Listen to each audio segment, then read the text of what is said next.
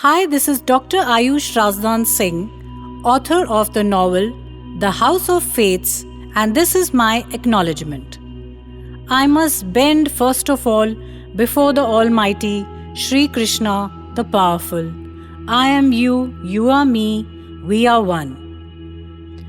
This book would not have been possible without the guiding force and constant encouragement by my parents, Ma Vijay Bazaz Razdan and Puji Omkar Razdan. I am indebted to you both for bringing me into this world and making me what I am today. My husband, Anil Singh, has been a pillar of support for me and has always encouraged me to look forward in life.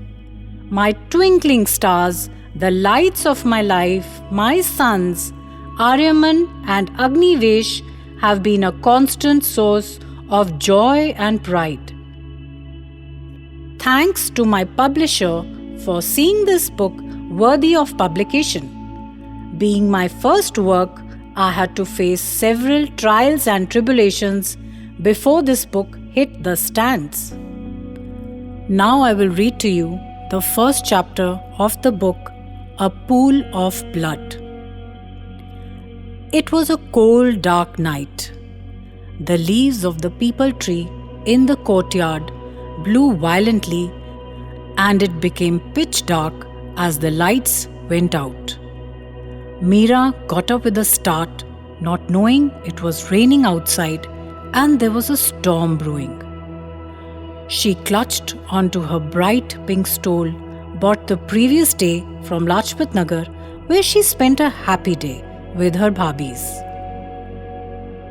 Although the day had been great, Meera was not a happy woman.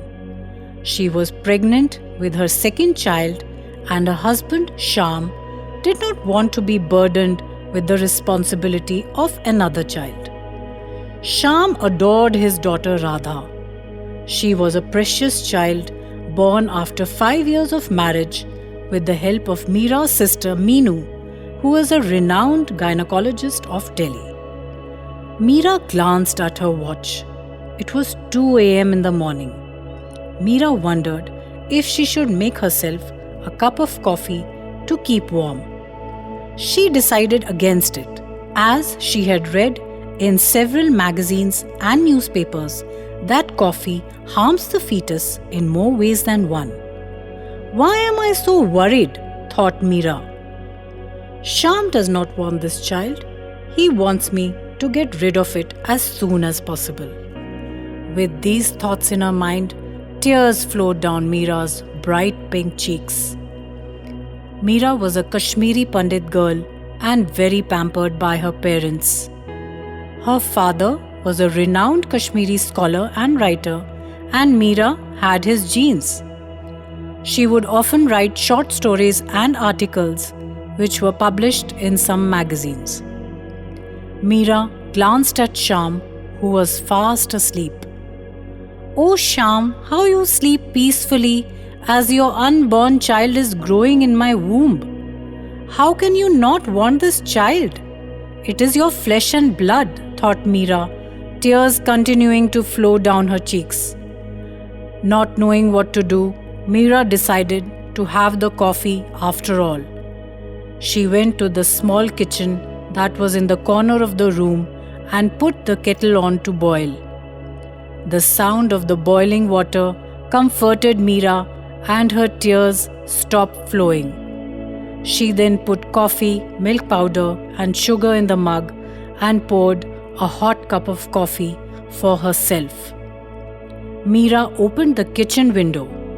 It was not only raining, but there was thunder and lightning as well. Meera pulled her stole a little closer around herself and sipped the coffee. How I wish Shyam too wanted this child as much as I do, thought Meera. How nice it would be for Radha to have a playmate and companion for life. The coffee was not helping as the tears again started streaming down Meera's face. A gush of cold air entered the room from the window, and Meera decided she should have the coffee in her razai. Getting cozy, she continued to sip coffee, not realizing she had left the kitchen window open.